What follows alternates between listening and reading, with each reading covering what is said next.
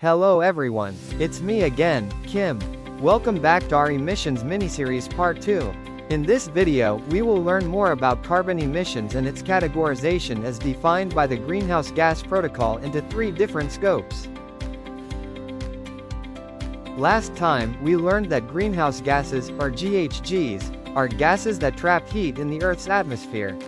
When too many of these gases are released, they contribute to climate change and global warming. Now, we will learn where does these emissions come from. Scope 1 emissions are direct emissions. This means the pollution comes directly from sources that a company owns or controls. Examples include burning fuel in factory boilers, furnaces or company vehicles like trucks. Scope 2 emissions are indirect emissions from energy that a company buys. For example, when a building uses electricity, the pollution may come from the power plant that generated that electricity.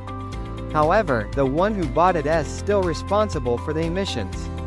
Scope 3 emissions are all the other indirect emissions that happen in a company's value chain. This can include emissions from making raw materials, transporting products, employee travel, or even customers using the product. Scope 3 is usually the most complex of the 3. Many industries contribute to carbon emissions.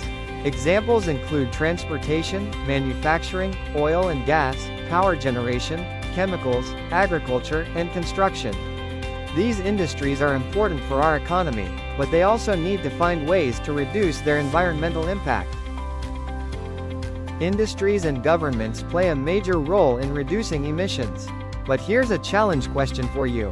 What small action can you start today to help reduce carbon emissions and protect our planet?